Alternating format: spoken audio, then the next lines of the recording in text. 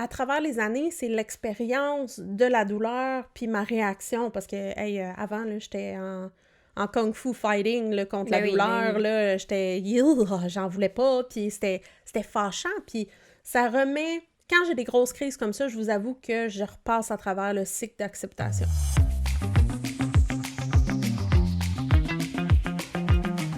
Allô tout le monde! Ta-ta-ta-ta-ta-ta! Nous sommes de retour! Je commence de même l'épisode aujourd'hui. Pour jouer un mauvais tour. Ah ouais, sorry.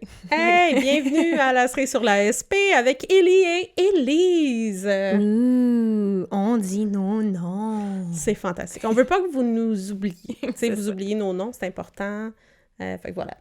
Ben, parlant de cerises, On en a aujourd'hui dans notre drink. oui, c'est la première fois qu'on en a, On tu sais, est tellement conscients. thématique à 100 000 à l'heure. Oui, et en fait, on n'a aucun mérite, là. C'est mon chum qui nous a fait ça. C'est des pina... Pina, parce qu'il y a un N avec le petite... oui, l'accent Il doit avoir un nom pour vague. le dire. là. Ouais, Je sais la pas. vague. Oui. Pina colada. Donc, il y a comme une crème de coco qui est faite pour aller dans un pina colada. Fait qu'il est un peu sucré, là. C'est pas comme la crème de coco Aziz. Fait qu'il y a un petit sucre et de la glace et des ananas congelés. Fait que mixés ensemble. Moi, je vous avoue, j'ai une touche de rhum dans le mien. Le mien est rhum free. Celui à Élise est sans alcool. Et je viens de prendre la première gorgée. C'est magnifique dans la bouche. Oui, c'est vraiment bon. Ça goûte comme ça goûte le vrai pina colada, Ah ouais. mais comme slush, crémeux, vraiment. Oui, dans le blender. Oui, avec des cerises. Ouais. Fait que Puis- c'est pas la cerise sur la SP, ni la cerise sur le sundae, c'est la cerise sur le Sur pina pina colada. Puis je peux me permettre de boire parce que cet épisode-ci, je vais être comme vous, spectatrice. Non, c'est une blague. J'exagère, là, mais... En fait, aujourd'hui, on va parler de la gestion de la douleur. Exact. Et c'est quelque chose que j'expérimente pratiquement jamais. Ce qui est vraiment le fun. Oui, je suis vraiment absolument. contente pour toi. Merci, c'est vraiment gentil. Mais j'essayais de penser si ça m'était déjà arrivé, mais je pense sincèrement pas. J'ai des trucs de genre motricité, engourdissement, mais pas assez pour dire que c'est de la douleur. Ouais, j'oserais pas mettre ça dans cette catégorie-là. Donc, on va écouter le TED Talk d'Élise aujourd'hui qui va nous parler elle va nous parler de ta gestion de tes douleurs, parce qu'encore une fois, les douleurs peuvent être multiples. Vos gestions peuvent être vraiment complètement différentes Absolument. de celle d'Élise, mais... Tu sais, je vais vous partager mon humble expérience sur la gestion de la douleur. Pour moi, la douleur a commencé dès le début. Fait que je pense que j'en avais parlé quand on parlait du diagnostic. Mon premier symptôme, en fait, a été une plaque sur mon ventre, une région sur mon ventre qui piquait énormément, comme j'ai jamais vécu. Et si je grattais, ça faisait mal pendant comme 5 minutes. C'était vraiment, vraiment étrange. Je peux vous dire que cette plaque-là est encore là. Ça pique encore, mais j'ai plus de douleur. Okay. Mais par contre, tout ce qui est engourdissement, pour moi, ça vient beaucoup avec de la douleur. Okay. Je l'ai déjà mentionné dans l'épisode où on traite de traitement. On traite de traitement. On traite de traitement. Je suis sur un médicament qui s'appelle le Neurontin, qui est une molécule qui va bloquer la douleur neuropathique. Quand on parle de douleur neuropathique, c'est vraiment spécial parce que j'ai envie de dire c'est une douleur qui n'existe pas. C'est faux.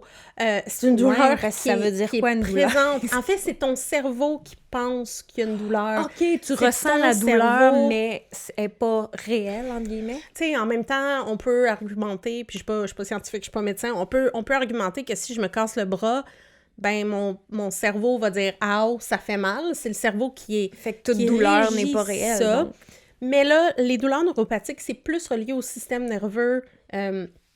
Quand le cerveau envoie un message de A à B pour dire « Destination, je m'en vais à telle place », je dis à tel muscle de s'activer, je dis à telle partie du corps de faire quelque chose, finalement, qui est des millions de fois dans la journée, ben le signal se frappe à des trous dans la myéline. La myéline qui est ce qui enrobe nos nerfs, finalement, de notre système nerveux. Puis c'est là que la SP a des effets. Gruge, fait des trous, mâches. Tu sais, je parlais... j'ai déjà fait la métaphore que notre système nerveux, c'est comme un système d'autoroute. Puis les trous de sclérose en plaques, c'est des nids de poules. Fait que là, ben... Plus les rues de Montréal, en fait. L'autoroute est chill, en fait. C'est vrai. C'est plus les rues de Montréal, là, quand il y a des nids d'autruches et de dinosaures. Saint-Zotique, là, c'est ça, là. Donc, le système nerveux, en fait, transmet les messages du cerveau. Puis le cerveau rapporte « Ah, oh, t'as mal, t'as de la douleur ». Fait que j'ai une dose assez élevée de neurontin qui gère ma douleur. Je peux dire que j'en ai évidemment parlé avec mon équipe traitante, les infirmières, le neuro, puis c'est quelque chose que j'essaie de diminuer. J'essaie, une fois de temps en temps, de dire, ben est-ce que je peux diminuer cette dose-là? C'est pas quelque chose... Ouais. C'est pas quelque chose que je peux arrêter du jour au lendemain. Non. C'est une molécule qui parle à mon cerveau, donc il faut le faire doucement. Puis je peux dire que dans les derniers mois, au printemps, j'ai tenté de diminuer et j'ai pas aimé ça du tout. Ça n'a pas fonctionné. Pour moi, de diminuer la dose, c'était vraiment désagréable. J'avais beaucoup de douleur. Ouais. Donc, j'ai parlé à mon équipe traitante, puis on est remonté à la dose originale. C'est quelque chose qui a augmenté à travers les années. J'en ai déjà parlé. J'ai eu un traitement de l'Emtrada. J'ai eu, depuis mes traitements de l'Emtrada, des crises de douleur qui semblaient apparentes à des nouvelles poussées, finalement, après vérification de résonance magnétique. C'est pas des nouvelles poussées. Puis je me suis juste fait dire, bah, c'est l'évolution de ta SP, c'est tout. Comme explication, ce qui est à la fois peu satisfaisant et c'est quand même une bonne nouvelle que ça soit pas des non plus. Souvent, c'est ça les réponses. Hein. C'est l'évolution de ta maladie. C'est un peu comme ça. Il n'y a pas de réponse, pas de... Ça fait partie de l'incertitude. Ouais. Mais donc, ma médication gère beaucoup de ma douleur. Oui, absolument. Mais ça m'arrive encore d'avoir des journées où j'ai vraiment mal. J'ai beaucoup de douleur, particulièrement dans les bras, les avant-bras, les mains, les épaules. Puis la façon que j'ai géré, en fait, au début, quand j'ai eu mon diagnostic, j'ai une acupuncteur que j'adore qui m'avait dit « Fais le test » parce que mes mains étaient très affectées. Puis je faisais le test avec un bol d'eau chaude puis un bol d'eau froide. Puis je changeais pour voir lequel enlevait. Oui, je switchais après comme quelques minutes juste pour voir qu'est-ce qui me faisait du bien, qu'est-ce qui me faisait pas de bien. Et là, bon, c'était juste pour vérifier l'impact de la chaleur, du froid. Puis finalement, pour moi, le froid m'aide beaucoup. Fait qu'une de mes façons de gérer la douleur, c'est que si je commence à avoir mal, je vais mettre des pads froids, là, des gelées. Ça se vend en pharmacie, là, des gelées qui sont pas des ice packs qu'on met dans nos boîtes à lunch. C'est du gel mou. C'est vraiment du gel mou. Souvent, c'est genre des physios donnent ça là, à des blessures où on en a. Là, c'est comme un espèce de... C'est ça, c'est tout mou. Là, c'est comme de la glu. Je peux très bien l'enrouler autour de mes bras. J'en ai des plus petits, j'en ai des plus grands. J'ai mis en arrière de mes épaules. J'ai vraiment des ice packs pour tous mes besoins, toute utilisation. Je mets ça dans mes épaules, je change de place. Je réalise aussi que... Mais ça a l'air de quoi ta douleur? C'est comme musculaire, genre, quand tu bouges la main, quand tu refermes... Non, pour moi, c'est pas de la douleur de bouger, c'est pas musculaire, c'est juste partout, c'est constant. Okay. Ça fait pas de différence si je bouge, si je bouge pas. La différence, beaucoup pour moi, dans la gestion de la douleur, c'est gérer la température de mon corps. Ouais. Si j'ai trop chaud, comme là, on rentre dans le milieu de l'été, s'il fait très chaud dehors, je sais que je filerai pas. Ouais. Ma meilleure amie a un air climatique qui est pas très, très efficace. Tu te tiens dans une chambre de ça. Je suis proche de l'air climatisé. Ouais. Même si j'ai pas de douleur, j'ai un pad froid, j'ai une débarbouillette avec de l'eau froide que je me mets partout pour que ça soit plus frais. Je sais qu'il faut que je gère. Puis je pense que la gestion de la douleur, ça passe aussi par la prévention. Mm-hmm. Fait que savoir qu'est-ce qui me déclenche. La chaleur me déclenche. Oui, te déclenche la fatigue, évidemment, me déclenche. Le stress. Il y a des choses, par contre, où est-ce que c'est... Ben, je peux pas mettre le doigt dessus. Il y a une journée où est-ce que c'est juste comme ça me prend, puis là, j'ai vraiment mal. Puis je pense que une des choses qui est le plus dur en gestion de la douleur, c'est de juste accepter que ça fait mal. Mm-hmm. Parce que se battre contre... Ben, ça brûle de l'énergie. Ça n'enlèvera pas ta douleur. Mais je comprends tellement que c'est fâchant, puis c'est frustrant, puis c'est difficile. Fait que pour moi, c'est accepter, reconnaître un peu les signes, C'est comme la douleur qui vient de nulle part, c'est sûr, c'est frustrant, là, t'es comme, j'ai rien fait, puis là, j'ai mal. Puis tu sais, j'ai eu mon diagnostic en 2016, j'essaie depuis longtemps de mettre le doigt dessus, puis tu sais, même mon neuro m'a dit, bah, on peut pas le savoir, des fois c'est une évolution des symptômes. Fait que tu dis, bon, ben c'est sûr que c'est frustrant, c'est rare qu'il n'y a pas de réponse claire là, dans ces scénarios-là. Malheureusement, il n'est pas capable de te montrer une radio, dire, regarde, c'est là que l'os c'est cassé. Ce serait trop beau, genre qu'ils puissent voir ton IRM puis dire, OK, ça va affecter exactement ça, ici et ça, mais tu sais, c'est pas comme ça. Oui, parce qu'il faut le mentionner, on peut avoir, je pense que j'étais à 50 quelques lésions, puis ça va. Tu sais, je veux dire, j'ai de la douleur, puis tout ça, mais tu peux avoir quelqu'un qui a 2 lésions, puis malheureusement, sont vraiment à mauvaise place, puis oui, c'est ça, ils ont ça besoin dépend, d'une sont canne, positionnés où, sont grosses comment. Moi, je pense que j'en ai une dizaine, ben, mon IRM remonte à longtemps, là, mais il me semble que c'était comme une dizaine ou une quinzaine de lésions. Mais moi, j'ai eu une névrite optique. Fait que, mettons, mon expérimentation de la douleur en sclérose en plaques, c'était ma névrite, parce que ça fait pas du bien, une névrite optique. C'est comme ton nerf optique est inflammé, donc... Aïe. Ouais.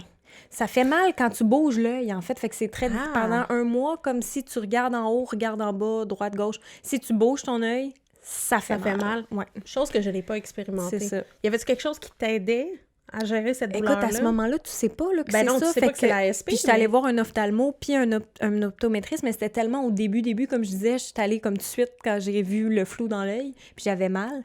Puis ils ont rien vu parce qu'il était probablement trop tôt pour voir. Parce que le nerf... comment tu peux... Je suis pas médecin.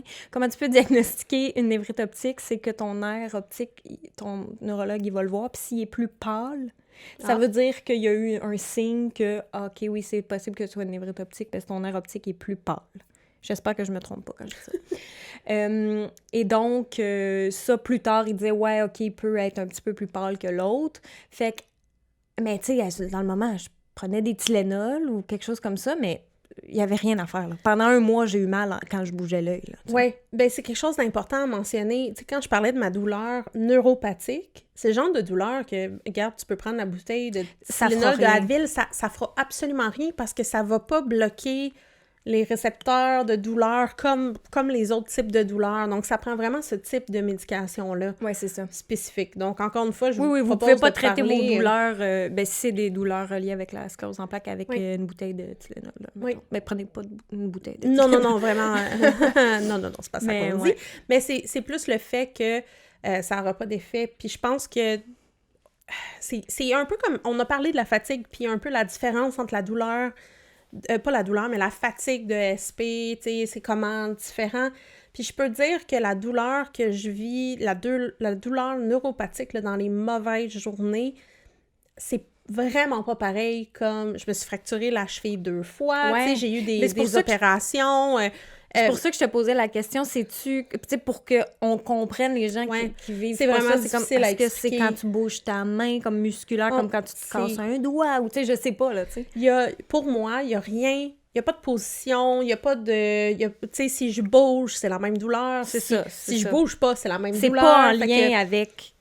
les mouvements que tu fais, puis tes muscles. Puis, à savoir que les médicaments contre la douleur neuropathique, c'est quelque chose qu'il faut prendre régulièrement. Je peux pas dire, un peu comme des Tylenol, j'ai mal à la tête, je vais prendre 2 Tylenol. Ouais, non, il faut que tu les prennes tous les jours. Il faut que je les prenne tous les jours. Moi, j'en prends 3 fois par jour. Puis, tu sais, si je manque une dose, ben ça se peut que j'ai un petit peu plus de douleur éventuellement, mais ça prend du temps avant de faire effet. Ça prend du temps avant de descendre la dose ou de monter la dose. Donc, c'est vraiment... faut vraiment être supporté par une équipe neuro et ou infirmière. Mais sinon, c'est vraiment une qualité de douleur différente. C'est vraiment difficile de le mettre en mots. Là, pour celles et ceux qui ont la SP et qui ont des douleurs, c'est pas facile, mais c'est, tu sais, je te dirais, c'est vif, c'est comme central. C'est vraiment difficile pour moi de pas penser à ça quand je suis en douleur, puis j'essaie de me changer les idées. Je pense que c'est une gestion. Je vais faire de la méditation, je vais essayer de faire quelque chose qui va me faire décrocher un peu. L'activité physique, ça t'aide-tu? Non. Mais ça empire-tu? Ou ça change absolument rien? Tu sais, parce que tu dis que je sois dans n'importe quelle position, ça change rien. Mais si tu vas, je sais pas. Je peux pas dire que je l'ai déjà vraiment essayé en tu sais, vraiment avec une corrélation, là, où est-ce que je suis comme, je suis en crise de douleur. Fait que je vais aller faire une couple de petits poids, genre voir si... Je sais pas, mais je pense n'importe quoi. Je pense pas parce que ça me prend énormément d'énergie passer à travers ces crises de douleur-là. Puis, encore une fois, mes mains sont les plus affectées. Fait que j'ai de la misère à prendre un crayon. L'appréhension, puis j'ai vraiment de la misère. Tu sais, je prends un verre, puis je le prends à 2 mains parce que je me dis, je vais faire attention, je fais pas exprès, tu sais. Fait que pour moi, c'est trop prenant. C'est vraiment tout mon... Ben, je dis mon haut de corps, là, mais c'est vraiment mes épaules, mes bras, mes mains. Puis c'est trop difficile pour moi de faire autre chose. Fait que j'essaie de... Je veux dire, quand n'importe qui... Ben, pas n'importe qui, mais quand tu as une douleur qui est présente, forte comme ça, tu penses juste à ça, là. C'est aliénant. Là. Mais tu sais, je peux vous dire que moi, mes crises de douleur, personnellement, arrivent le soir. Ouais. Fait que c'est vraiment en lien avec la fatigue. Tu sais, à un moment donné, à la fin de la journée, ben mon système est plus... de la façon que mon neuro l'explique, c'est ton système, il y a des détours, puis ton cerveau, il envoie des signaux avec des détours. Mais là, il est fatigué, fait qu'il fait juste point A au point B le plus direct. Fait que là, il passe dans les nids de poule, et là, ça avait mal.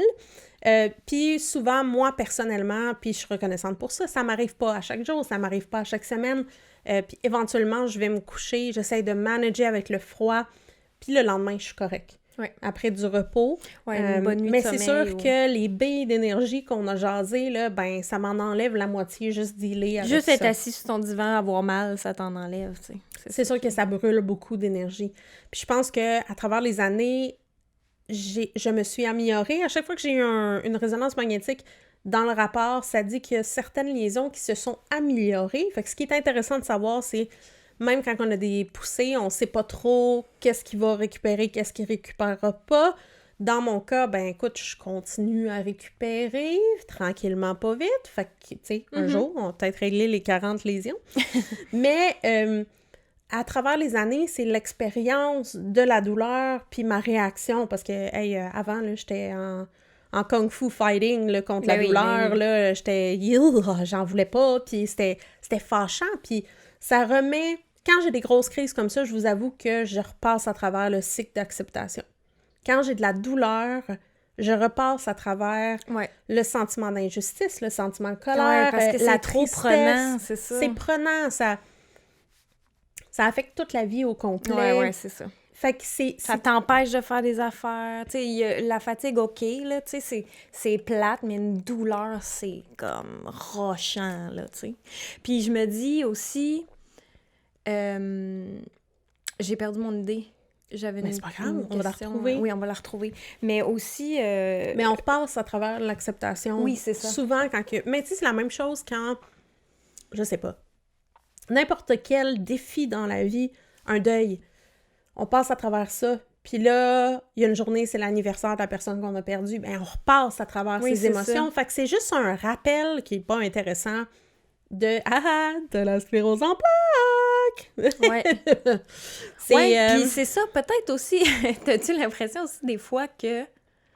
ben là, peut-être que si t'avais pas moins de douleur, ce serait plus une meilleure question, là, mais que, mettons, il y a une douleur qui t'arrive, parce que moi, des fois, ça m'arrive. Il y a quelque chose qui m'arrive, puis là, je suis comme, c'est-tu la SP? Tu comprends ce que je veux dire? C'est genre, qu'est-ce qu'on met sur le dos de la SP? Ouais, peut-être qu'elle a le dos large. Moi, je peux probablement pas dire... qu'elle a le dos large. Parce que des fois, je me dis, j'ai mal à la tête ou j'ai une migraine. Je faisais des migraines avant. Tu sais, je sais pas qu'est-ce qui cause quoi au final. C'est-tu juste un mal que j'aurais eu, peu importe, ou... Peut-être. Tu sais, moi, je étant donné que tout est possible avec la SP, genre, tous les mots sont possibles. Oui.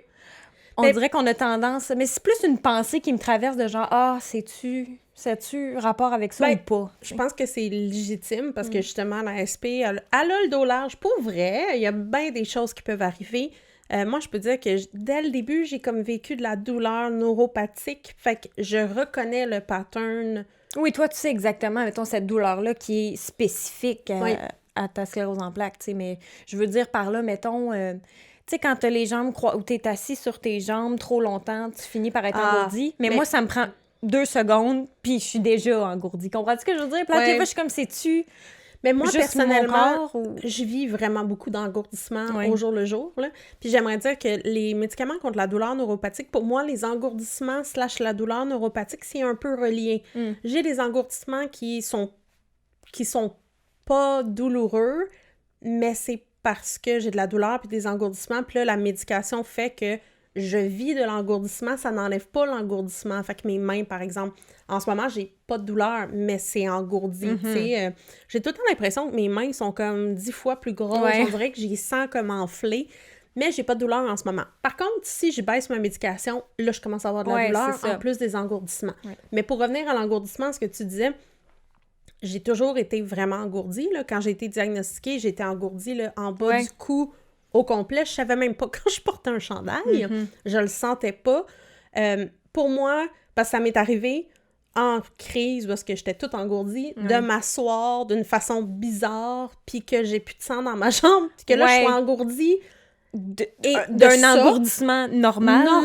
De vraiment, j'ai coupé la circulation et c'était tellement étrange parce que c'était complètement différent. Puis là, j'étais doublement engourdie. Puis là, j'ai été capable de faire « Wow, c'est ça mon engourdissement neuropathique. » Oui, parce que l'engourdissement, que t'es assis sur ta jambe trop longtemps, ça dure 20 secondes, puis c'est fini. Ça fait mal, là. Tu fais comme « Ah! » T'es comme « Je peux pas marcher pendant 15 secondes. » C'est ça, mais après ça, c'est fini. Ça. Moi, l'engourdissement, je ne me rappelle plus c'est quoi pas avoir les mains engourdies. Je m'en rappelle pas. Un jour, peut-être que ça va partir au complet. Peut-être qu'il va y avoir des traitements miraculeux, puis ça va être fantastique. Puis là, je vais faire comme « Wow! » C'est un peu comme... ça va se résorber. C'est un peu comme quand tu portes des lunettes, puis sont vraiment sales, puis là, tu nettoies. Puis là, c'est comme « Wow! Je vois les couleurs! Une nouvelle vie! A whole new world! » Exactement. Fait que voilà, moi, je m'en souviens plus. Je me suis habituée. Je gère avec la médication. C'est pas... Je suis pas... Si j'avais le choix, je ne prendrais pas de médicaments. Évidemment. Mais j'en ai de besoin. Oui. Parce que en ce moment, je suis fonctionnelle. Tu sais, je veux dire, je fais... Encore une fois, ça serait invisible pour la plupart des gens qui me regardent. Sauf quand je fais ça ou que j'échappe des affaires. Ta qualité de vie. Mais ma qualité de vie est vraiment importante. Puis cette médication-là, puis je l'ai vue, là, j'ai essayé de la descendre, puis c'était pas une bonne idée. Je pense que j'ai passé 2 semaines à la descendre, puis j'ai appelé l'équipe, puis j'ai fait non. Non, c'est ça, ça marchera pas. Oui, puis moi, mais tu sais, en fait, ce qui est beau, c'est que tu as l'équipe pour faire, on teste, on voit, oui, puis pour moi, ce que j'avais compris, c'était, je pouvais pas rester sur cette médication-là à long terme. Mon neuro m'a dit, c'est une dose élevée, tu pourras pas rester à ça énormément longtemps. Puis là, ben j'ai essayé de descendre, mais quand j'ai appelé l'équipe en disant « ça n'a pas de bon sens, là, j'ai vraiment de la douleur », ils ont parlé à mon neuro, les infirmières qui sont fantastiques, et mon neuro, finalement, il a dit « non, t'es encore jeune, c'est correct. Éventuellement, peut-être que tu peux pas t'offer là-dessus 20 ans, mettons. » Probablement qu'il y a un moment donné où est-ce qu'on va dire on va trouver d'autres solutions. Okay. Mais pour l'instant, ça va, il n'y a pas d'inquiétude. Oui, c'est sûr qu'ils vont pas te donner quelque chose si c'est pas... non, mais ça fait quand même plus qu'1 an que je suis sur une dose comme ça. Donc on va voir au fil du temps. J'aimerais mentionner que je vais aussi voir une acupuncteur. Oui, c'est ça que j'allais dire. Masso. Genre les ostéos, tu sais, moi je vais voir une ostéo juste, tu sais, pour m'enligner, puis si j'ai des petits mots... T'aligner littéralement. Oui, exact, fait que... Tu sais, justement, ces espèces de... Pas des traitements, mais ces espèces de... Oui, en fait, c'est... Professionnel. Avant d'avoir avant de tomber malade, j'ai été voir... Parce que, je le répète, l'histoire, j'ai perdu mon père... Puis ensuite, quelques mois plus tard, 2 mois plus tard, j'ai eu ma première poussée, finalement. Puis avant ça, pour gérer mon deuil, je me suis fait recommander une acupuncteur / massothérapeute. Et j'étais allée la voir et j'étais un peu sceptique parce que moi, l'acupuncture, j'ai pas peur des aiguilles, mais j'étais comme, mais pour un deuil, tu sais. Puis après la première rencontre, j'étais comme... Pour délier les tensions. Ben, c'était en fait pour me relaxer. Oui. Tout ça, puis... Après la première rencontre, j'ai dit « Quand est-ce que je peux te revoir? » Tu sais, c'était parti. Puis quand je suis tombée malade, on a arrêté les traitements parce que mon acupuncteur savait pas trop qu'est-ce qui causait ces affaires-là. On avait des théories du zona parce que la plaque qui me piquait. On avait plein de choses. Après ça, je suis tombée engourdie. Puis finalement, bien évidemment, j'ai eu mon diagnostic. Et c'est la seule... Pour moi, elle m'a tellement aidée, là. Elle m'a tellement fait du bien, tu sais, un petit peu de bien pendant que je me sentais très misérable. J'étais engourdie de partout, j'avais des douleurs. avec mon équipe traitante, on est en train de tester des médicaments. J'avais beaucoup de brouillard cognitif, tu sais. Puis encore aujourd'hui, j'avoue, depuis 2016, que j'y vais, puis elle me fait du bien. Si ce n'est que de me relaxer le pompon, oui, c'est ça. Baisser mon stress. C'est pour ça que je dis, tu sais, chiro, ostéo, acupuncture, masso, tout ça, c'est pas la même chose, pas du tout, mais je veux dire, moi, aller chez l'ostéo, ça me relaxe, là, je me sens vraiment bien après. Ouais. Puis j'aime mieux ça, parce que moi, j'ai peur des aiguilles, fait que tu me verras jamais dans un... chez l'acupuncteur, jamais. Puis masso, mais j'aime pas tant ça, me faire masser, mais l'ostéo, je trouve que c'est efficace. Après, je me sens déliée, relax, puis je sais pas pourquoi ça me parle. Je pense que ça va non seulement avec les crises. Quand j'ai eu des crises de douleur, je suis allée la voir, elle m'a beaucoup aidée, mais c'est aussi en prévention de douleur, tu sais, gestion du stress, etc. Puis ce qui est drôle, c'est que j'ai des problèmes de dos puis d'épaule qui n'ont aucun rapport avec la SP. Puis j'ai une physio qui est vraiment hot et qui me fait des manipulations avec mes côtes, puis tout ça. Puis il y a des fois où est-ce que... Ben la dernière fois, ça fait 2 semaines, je suis allée la voir, puis elle m'a comme trop joué dans les épaules, je sais pas, et ça a déclenché 3 jours de suite des crises de douleur. OK. Fait que quand j'ai été la revoir, ben j'ai dit ça, puis pour elle, c'est super important, puis... Évidemment. Elle dit, ben ton système nerveux, il est sensible. Tu sais, déjà, il est un peu... You bet! il est un peu sur le qui-vive quand t'as la sclérose en plaques. Fait qu'elle m'a dit, OK, là, finalement, je suis allée trop rough, tu sais, je suis allée trop loin. Fait que tu vois, elle m'a traité la semaine dernière, puis ça n'a pas déclenché de crise. Fait que c'est comme une espèce de balance fine entre trouver les traitements qui fonctionnent et qu'à long terme, pour moi, ça gère ma douleur. Tu sais, le traitement que j'ai fait, ça m'a fait du bien au dos puis à l'épaule, mais ça m'a déclenché 3 jours de crise de douleur. Ça. Fait que là, attends un petit peu. Faut jouer avec mon système nerveux, puis je pense que c'est vraiment important d'être ouvert avec votre thérapeute pour dire c'est quoi qui se passe, tu sais. Puis je comprends que ça peut être vraiment difficile de trouver les mots justes là, pour s'exprimer, mais le fait que je dise « Hey, en passant la semaine, il y a 2 semaines, ça m'a fait ça », ben elle est assez professionnelle, puis elle connaît assez sa job pour dire « OK, là, ça, c'est ce que j'avais fait, too much, on va changer la stratégie ». Fait que c'est vraiment une question... Cette affaire-là qu'elle a fait, probablement, peut-être qu'elle pourrait le faire 2 mois plus tard, puis ce serait top. Oui, là, exact. Ça dépend beaucoup. Qu'il soit flexible là, aussi avec ça. Puis tu sais, je sais que si je suis particulièrement fatiguée ou si je suis plus anxieuse, si j'ai plus de stress, ben je suis vraiment plus sensible, puis les crises de douleur vont se déclencher plus facilement. Fait que c'est d'essayer de... Mais c'est pour ça, ça vaut la peine d'entretenir. Comme je dis, c'est un entretien là, avec l'ostéo. Un changement d'huile, là. Ouais, c'est ça. C'est juste pour checker que tout est beau, s'il y a quelque chose, de tout de suite le catcher avant que ça devienne un problème. Tu sais, il y en a, c'est comme... Moi, c'est acupuncteur / masso. Il y en a, c'est l'ostéo. Il y en a, c'est... Peu importe quoi, là. C'est trouver qu'est-ce qui vous fait du bien pour... Ouais, c'est ça. C'est un peu comme désengager le système nerveux, tu sais. J'imagine un peu... Une autre métaphore de Élise. Pour moi, la SP, c'est comme un ninja dans un salon qui a son épée puis qui commence à paniquer puis à couper plein d'affaires puis à sacrer le camp. Puis là, c'est comme... On essaye de le flatter puis de l'amener sur le divan puis de dire « Fais dodo, petit ninja! » Fait que c'est ça, c'est de dire « Regarde, calme-toi le pompon, s'il vous plaît. Ouais. » Puis, on va gérer ça ensemble. Fait que voilà, c'est pas mal ça que je fais pour la gestion de la douleur. Malheureusement, c'est rempli d'incertitudes. Est-ce que je vais faire une autre crise cette année? Est-ce que ça va être différent? Est-ce que ça va être mes jambes qui vont faire mal? Est-ce que je vais avoir de la misère à marcher ces journées-là? Je vous dirais que si j'avais cette douleur-là, puis c'était mes jambes, probablement que j'aurais un petit peu de misère à marcher parce que c'est très vif. Mais c'est temporaire. Parce que j'imagine aussi les gens qui ont une aide à marcher, ça veut pas nécessairement dire qu'ils vivent avec de la douleur nécessairement, non, right? Pas du on tout. s'entend, là, ça peut être un truc d'équilibre, justement, mais pas nécessairement de la douleur. Fait que, tu sais, encore là, il y a 1001 options, absolument. Pas options, mais avenues, là, de comment on vit. Mais vérifiez, tu sais, je sais que la douleur, ça gèle un peu le système nerveux, tu sais, ça gèle le signal, des fois ça peut aider, des fois ça peut être la chaleur, tu sais, qui relaxe les muscles. Parce que c'est sûr que quand j'ai de la douleur dans les bras, je crispe les muscles aussi.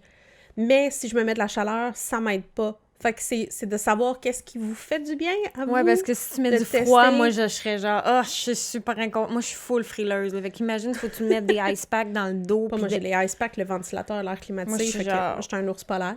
C'est un cauchemar. Mais, ouais. Ben, c'est ça. Fait que c'est de voir qu'est-ce qui fonctionne pour vous. Évidemment, j'ai partagé, moi, qu'est-ce qui fonctionne. Le pina colada sans alcool fonctionne. Ah, ça, c'est une chose. L'alcool, pour moi, est un gros déclencheur de douleur. Fait qu'un peu dans le même style que si je suis vraiment fatiguée, je vais être plus propice à avoir des crises de douleur. Ben, l'alcool, pour moi, c'est... Je flippe un 25 sous, là, puis c'est 50-50. Est-ce que ça va me causer de la douleur ou pas? Puis on parle vraiment de douleur dans les bras, la même... C'est comme un déclencheur. Mon cerveau, il est comme, regarde, moi, j'ai bu de l'alcool, donc je passe dans les nids de poule, je passe dans les lésions. Il se souvient plus des raccourcis, là. Exact. Fait que mon cerveau est donc paresseux avec l'alcool. Ouais. Ça m'arrive des fois de prendre un petit verre. Puis tout j'ai appris un peu dans la gestion de la douleur de si je prends un verre d'alcool, ben c'est une coupe de gorgée, puis j'attends. Tranquillement. Avec 3 verres d'eau entre les gorgées. puis ben éventuellement, je suis comme, oh, là, je commence à le filer, je commence à sentir, j'ai un petit peu plus d'engourdissement, puis là, j'arrête. Oui. Mais j'avoue que je prends peu le risque. Avec le un risque. L. Ça, c'est pire qu'un risque. Non, mais je prends peu le risque de boire. Mais c'est quand même immédiat, là, c'est fou, là. Oui, c'est